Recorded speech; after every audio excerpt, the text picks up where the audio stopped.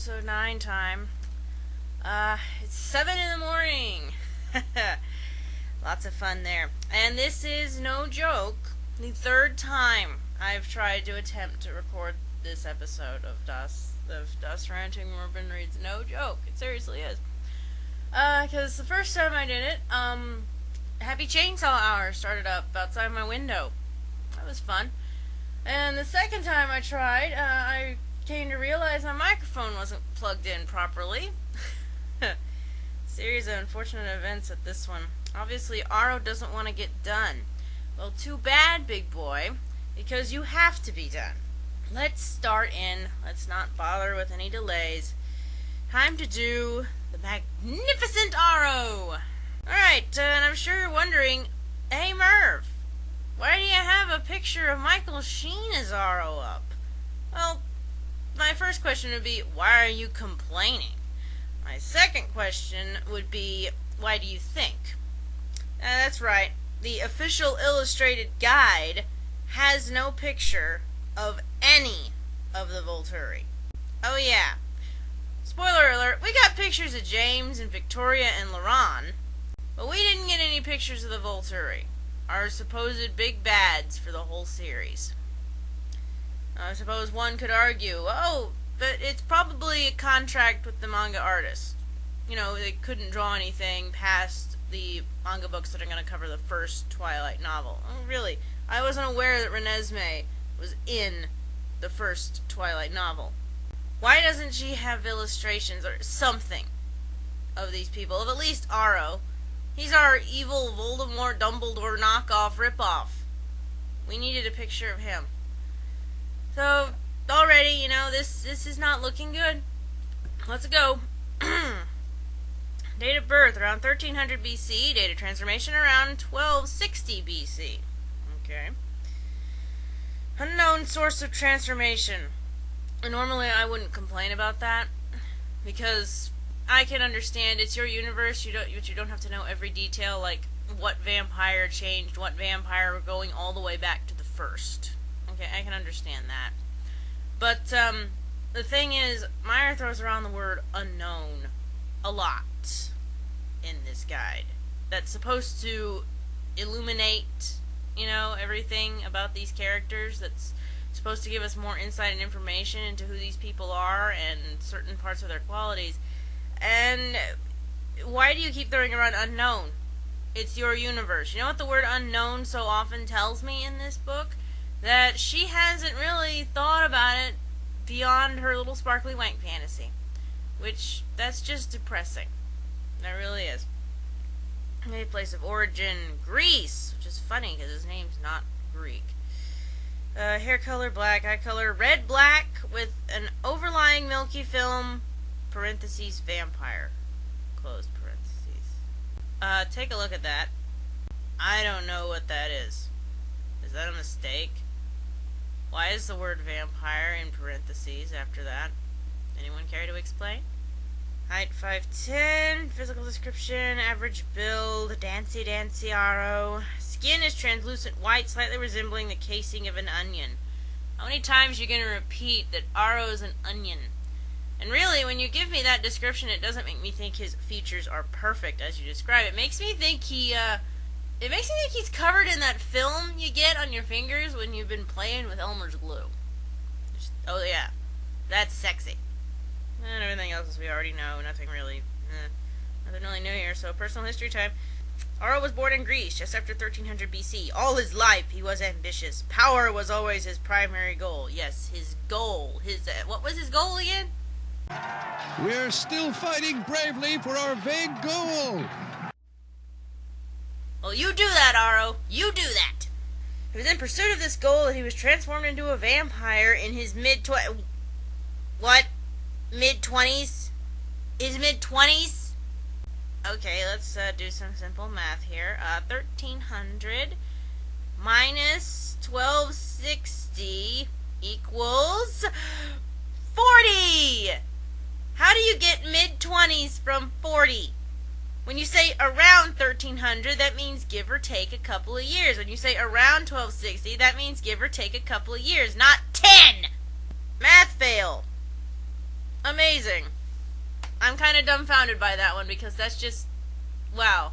1300 to 1260 BC is up there at the top of this page, 154, and down at the bottom it says he was turned in his mid-20s. I don't even know what to say. You know? Just one of those things. Oh, and I love how our big bad, make sure we all know he's evil, he's in his 20s. He doesn't deserve to be an eternal teenager. Also, wasted potential, actively seeking out a vampire to get himself turned. One, I don't know why a vampire would bother doing it, considering what all vampires think of humans. Two, that could have been interesting, not in the pursuit of power thing, but also maybe in the sense that he was afraid of dying. You know, the fear of death is a very prevalent theme in Myers' novels, along with the fear of getting old. Basically, the fear of anything natural is a big prevalent theme in Myers' novels. If he was afraid of dying, of getting sick, afraid of vulnerability, so he sought out all kinds of things and eventually found a vampire, purely by accident, who sensed his potential and turned him, not out of generosity, but because, ooh, I bet you make a good minion, and he turned out to have a really awesome power and walked off with it. It could have been like that. It could have been an interesting character flaw. The fear of death made him basically sell his soul and turn into a blood-sucking monster just to avoid a natural death. It could have been interesting. But, of course, you know, we all know where any potential Meyer has goes. Down her leg. Oh, and I thought I might mention, my apologies now if I mispronounce any of these vampires' names. Like Aro's wife, I'm pretty sure it's pronounced Solpacia, but if I'm wrong, feel free to correct me, okay? If I'm incorrect, go ahead and tell me. I will apologize either in the next episode or in the comments. You know, just tell me if I'm doing it wrong. Now, everything she does here, he says every action he makes is to further his own ruling ambition. But you know what? Just go here. I screamed so much on that. I mean, what ambition? What is he doing? I repeat, he's fighting bravely for his vague goal. What is his goal? What power does he want? What is he trying to rule? What does he do over there? He doesn't do anything. He just apparently wanted to rule, well, by doing nothing. Come on. Yeah, originally Arokais and Marcus agreed to rule jointly, but Aro was always the decision-making force behind the threesome. In other words, Aro's always top. I wonder who the middle is. It was Aro who devised the plan on which the Volturi ultimately founded their reign over the vampire world. Oh, it's spelled R-E-I-G-N. I thought for sure it'd be R-E-I-N. The concept of vampire laws of mutual convenience. And you know what? I think I'm going to pause here and kind of take a minor digression, a minor trip. Because I should have gone into this in the last episode, but I didn't, because I didn't think of it until a bit later. So, here's the thing. Meyer's trying to set up Aro as this evil dictator, right? That's why she keeps calling him royalty, because, you know, monarchy equals totalitarian dictatorship in Meyer's brain. I don't know why. Possibly because she's a moron. So, she's trying to set him up as a dictator, who's mean, who's exerting his will over all these poor innocent vampires who now can't do whatever they want, and there's no freedom, and he's trying to rule the world, etc., etc., etc. But, I already pointed out how it doesn't make them seem like villains because they're actually taking up the mantle of responsibility in this case, because the secrecy law actually has a valid point, as I said. But one could argue, you know, well, the way he's going about it is wrong, you know, obey our laws or die. There's no middle ground. You know, there's no, like, just normal punishment. Maybe you don't, like, have Jane punish him for a few and then send him home, you know, that sort of thing. And that's all well and good, except you forget how Meyer has written these vampires. As I pointed out before, they're spoiled brats. They're children who can't control themselves. All they think about is how much they can eat. They don't think about anything but slaughtering everything they can. In fact, if we look at Bree Tanner, you see that theme as well. All they sit around and think about is how many people they could kill. The ferry scene comes to mind. 20 vampires going out to a ferry full of 150 people and just eating every single one of them and sitting on the bodies and celebrating. Oh, those are our heroes, by the way. Bree was joining in on that. I just thought you might like to know. You're supposed to sympathize with her. They're animals. They're nothing but animals. And you confirmed this in the vampire overview. You said they're naturally competitive, and all they think about for like the first year of their lives is blood, but apparently they also think that for the rest of their eternal lives too, because they cannot form covens of more than like 1 or 2 people, because otherwise they act like my cats, in the sense that I could buy my cats 3 separate cat beds for each of them, but they'd all fight over one just because the other one had it. Your vampires are animals, and what's the one thing an animal understands? Because it ain't reason. An animal understands cause and effect. An animal understands punishment. If I do that, something bad happens, so I'm not gonna do it. You've written your vampires like that.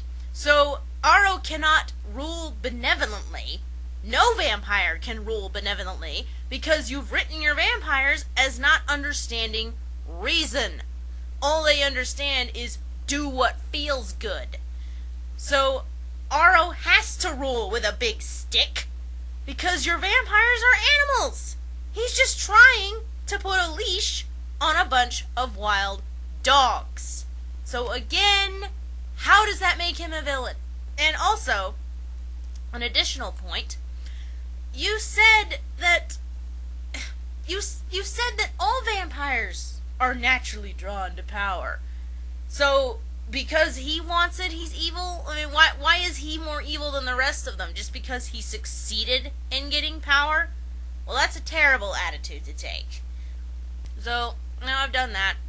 Had my little digression. Let's go back to Aro, shall we? Marcus and his personal tragedy, losing interest, gonna talk about that with him. Caius obsessed with the evil punishment side of governing. Discuss that when we get to his chapter 2.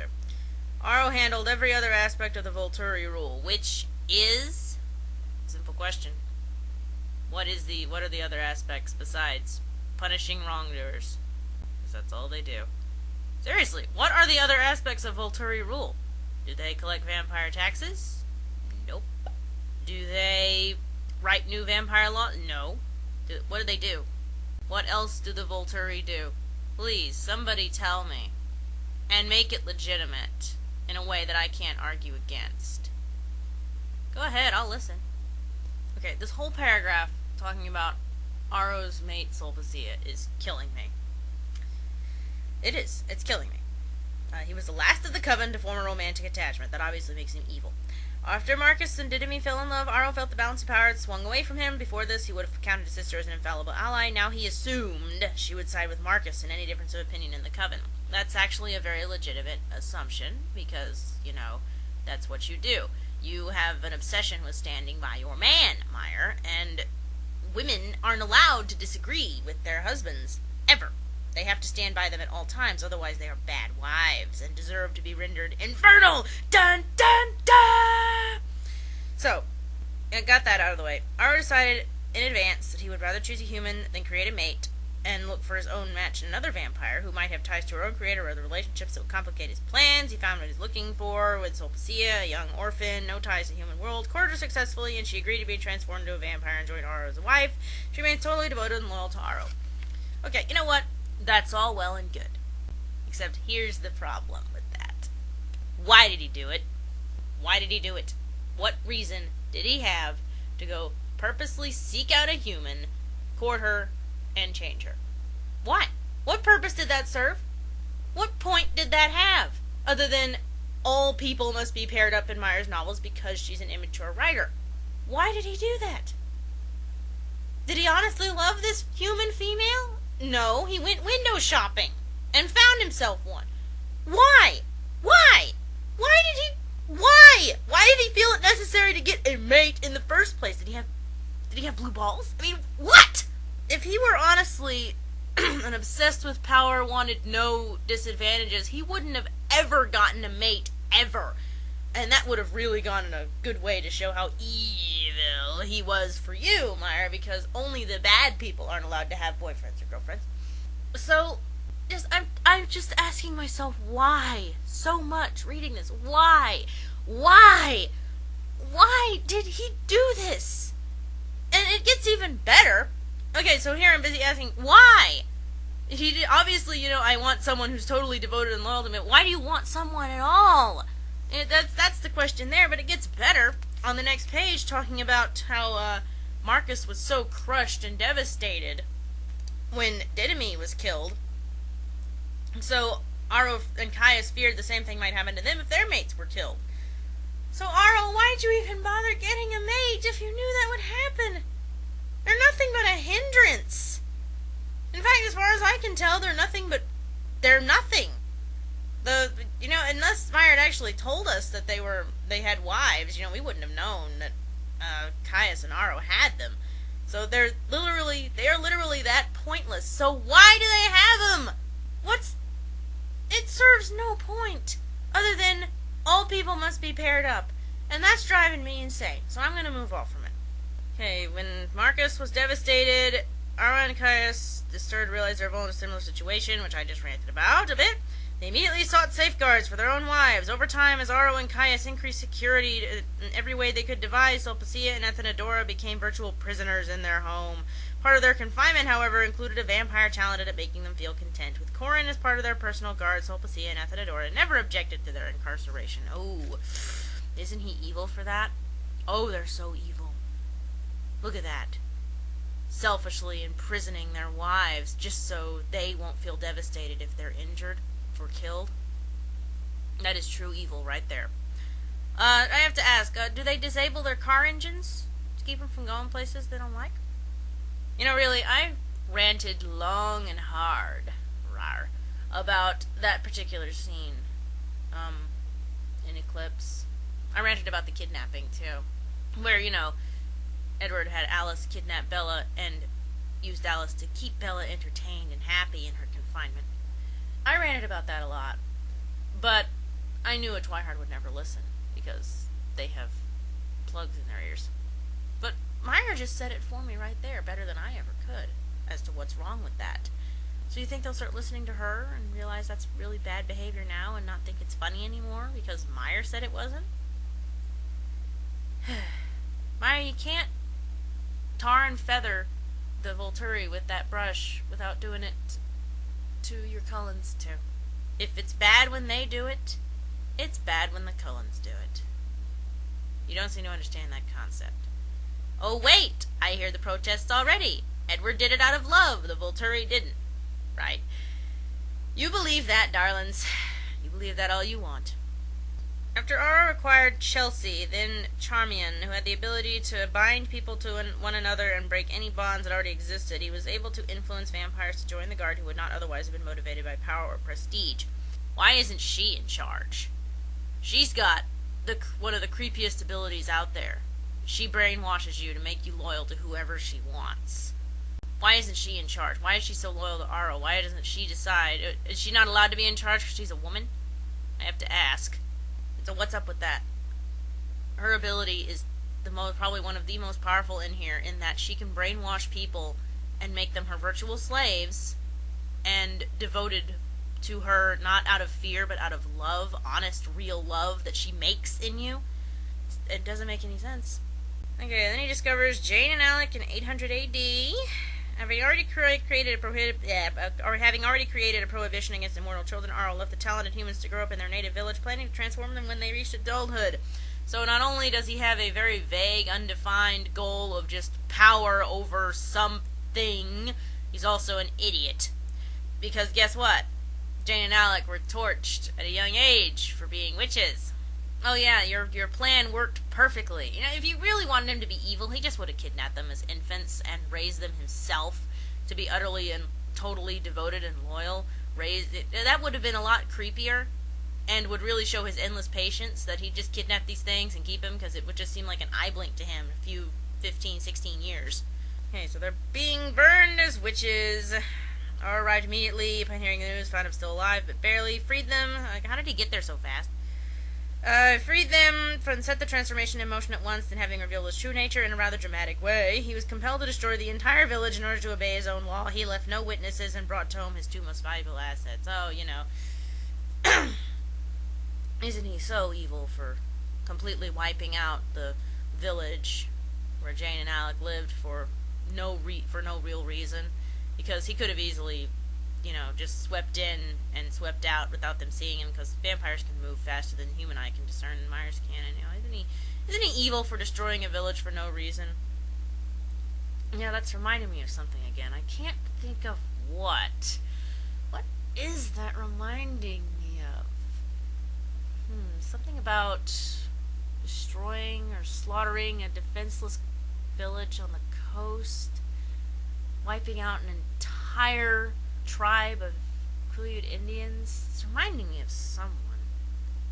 And if you know my sporkings, you know I'm going to repeat that at every given opportunity, because that line is from Midnight Sun and deserves as much publicity as possible. You hear that, Twihards? Your precious Edward Cullen is a genocidal psychopath.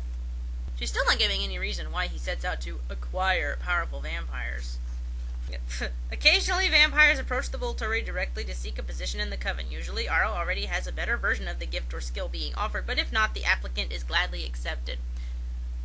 I can see Aro sitting behind a desk, hopefully dressed in that same black suit, red tie pimp suit he's in that picture.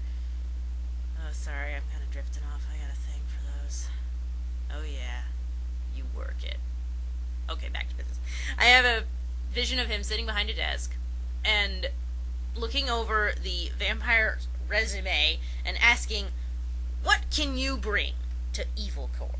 It makes it sound like it's a business. It kind of undercuts the evil drama. It just reminds me. Oh, it's just too funny. It's like, so your company's called Evil Co. That's all it basically is. Yay. Oh, it's time to bring the Cullens back in, because we can't go 5 minutes without discussing the Cullens. When Carlisle Cullen arrived in Volterra in the early 1700s, Aro was impressed and intrigued by Carlisle's vegetarian philosophy. Aro tried to convince Carlisle that drinking human blood was natural. He continually teased, prodded, and tested Carlisle. For example, by having a member of the guard deliver a profusely bleeding human body to the library where Carlisle was studying, just to see what Carlisle would do. I'll tell you what Carlisle did. Nothing. Absolutely nothing. You know what, Meyer? That's about 1,000,000 times worse than if he'd given in and eaten them. Of all the ways you could have shown Carlisle being the better man by not eating people as opposed to the Volturi, you picked that one. The one that really just made him even worse. He stayed with the Volturi for 20 years, and Aro would viciously injure humans and put them bleeding in front of Carlisle. And what did he do? Nothing. He obviously didn't ask him to stop. He obviously didn't leave in disgust by what they were doing. He didn't try to help that human. Nothing. He just let him bleed. Who knows how many humans Aro went through doing that to Carlisle, and Carlisle just let it happen because it's just so funny. He's too busy showing off how restrained he is. How I can be around this bleeding human and have no problems at all. Aren't you impressed with me? Howdy, or how are you, Mr. Dying Person? You know, you ought to really look very well upon me, because I'm not going to eat you. I'm just going to let you bleed to death on the floor. That doesn't make me think your Cullens are oh so wonderful just because he could resist eating a dying human on the ground. Because he lets it happen. And yeah, he departs on good terms with them. How do you depart on good terms with something that does that? The only way to do it is if you condone it. Thanks for that, Meyer. And with that, Aro's section's over. And there are two things here. The famous quotes. What are they all about? Bella and Edward. Amazing. That really gives us insight into his character. And also, his section does have two pictures. Look. It's the box that Bella's necklace came in. And on the next page, it's the actual necklace itself. Looking at these two pictures, guess what? The only illustrations Meyer felt needed to go in the Volturi section are two things that Bella owns. Her pretty jewelry. So how is this about Aro again? How is this an illustration of Aro's personality? Because all it seems you're doing to me is drawing pictures of all the stuff Bella has. Because, that's very important. We needed an illustration of that necklace that was mentioned twice on 2 different pages. We needed a mention of that box, which is hideously gaudy in this picture. We needed that. We really did. I'm done. I ranted about Aro for a while. Yeah, I'm gonna call it off. We're doing just one profile today. Sorry, folks. So Aro's done. Next episode, we'll be doing Caius, which that'll be entertaining. You'll get to see a nice little picture of Jamie Campbell Bower when we do that one. So in the meantime, that's episode 9. Aro's an idiot, but Meyer's an even bigger one. And I love how every other profile we get to see is just more of a testament to how truly awful and evil Carlisle Cullen is. It's impressive. Anyway, I'll see you on the flip side, guys. Have a nice day. 'Cause when you're